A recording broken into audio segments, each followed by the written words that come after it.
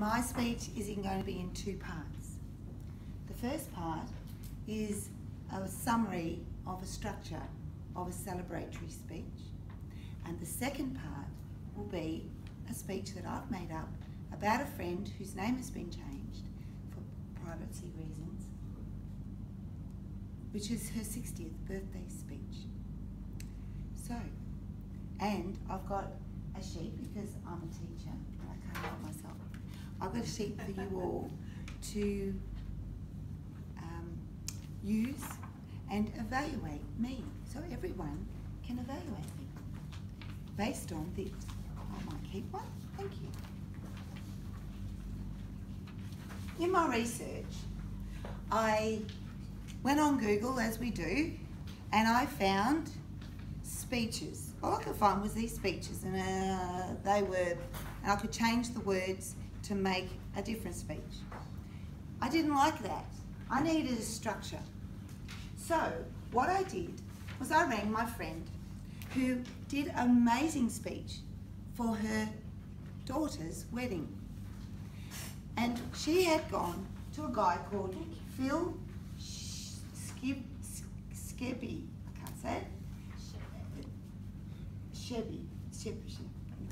Phil. I will tell you his name later. And what he says is, especially at weddings, no jokes. For what Dorina said before, we had a very embarrassing situation where the best man got so drunk and embarrassed himself and probably said derogatory things about the two most important people in the room. That doesn't work. So be very careful when you're doing a celebratory speech, not to be derogatory. Use your nervousness as energy to make a great speech.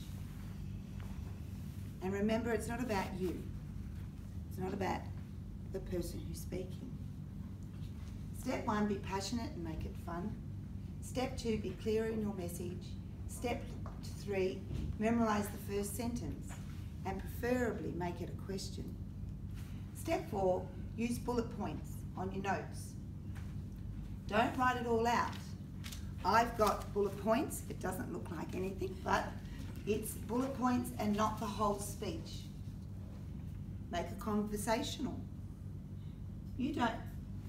Don't know it off the heart, because it makes it more passionate, it makes it more relatable. Pose interesting questions during the speech and know how you will finish. So I'm now going to make a speech about my friend who we're calling Jessica. That's not her real name, and it's her 60th birthday. All of you people are at her birthday party and you all know her. So there's no point me saying a question, who knows how many children she's got? Or who knows her favourite colour? Because if you're her friend, you will know that. So let's get started.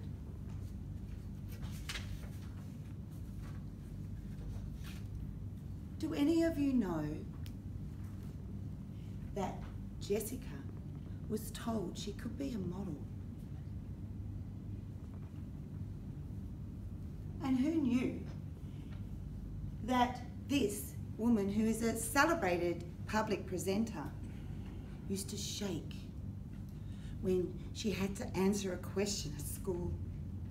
She actually did. And does anyone know the story that she and I used to, when we were 15, we used to push babies in pushers from her house to mine?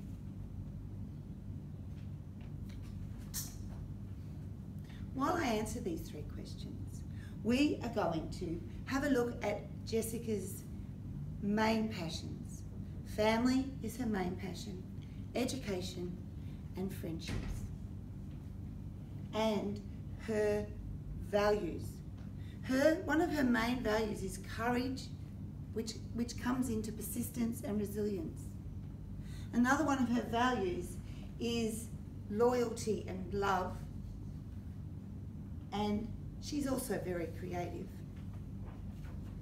In 1972, my father decided that I needed to come to Melbourne from Sydney. I had to have a new city, a new suburb, a new house, new school, new friends. It was a nightmare for me. Thank goodness I met Jessica. She and I caught the bus together. We went from Doncaster to Box Hill every day on the bus. We became close and I was very lucky. Now, Jessica was, and I did sewing together, Miss Regular. Oh my goodness. Miss Regular accused Jessica of cheating. She accused Jessica that her mother actually sewed the garments. Jessica's mother came up to the teacher and boy was there a powwow. Good Catholic girl, don't cheat.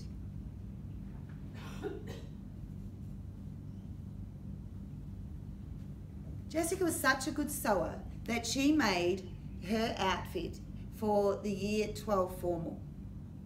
Beautiful blue satin halter neck dress. And her friend, one of our friends, said, Jessica, you should be a model. But Jessica had other ideas. When she left school, she went straight into teaching.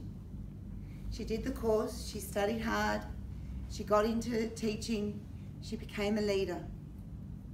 She had 2 little boys, and she still studied, and she kept on studying until she came to a point where she knew so much that she wanted to share it to the wider community. So she got a job in the Catholic Education Office, lecturing to teachers, and she'd stand up in front of 200, 300. She's talked to thousands of people. This is the girl that used to shake when she had to answer a question to a teacher. And amazing, the courage of this woman, fantastic. And I told you we caught the bus. But one day, Jessica's experience of bus travel changed because on the bus came the painter boy. He was dressed in white overalls with coloured splotches all over him. He was the painter boy, and her eyes went starry. She decided, I like this one. So the skirt got hitched up even higher.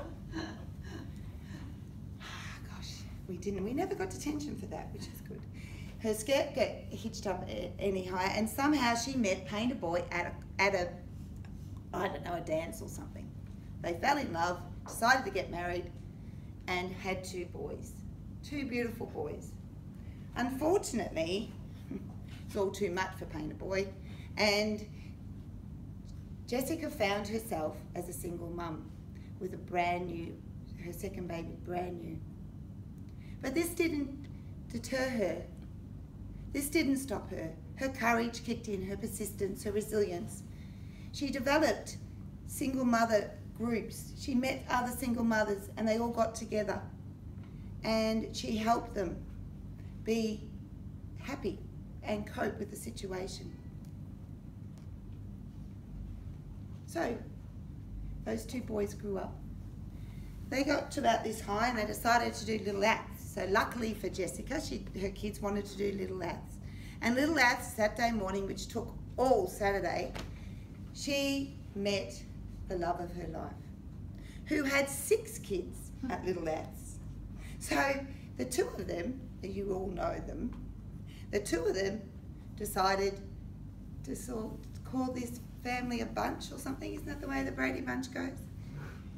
So they got married, and Jessica had 6 stepchildren. But she never ever once said, my stepdaughter or my stepson. She immediately called them daughters and sons. And now she's got 12 going on 13 grandchildren. She is an amazing grandparent. She even mentors her ex-daughter-in-laws. So now it's time to raise our glasses to Jessica, who, when it all boils down to, she is an exemplar of love. To Jessica.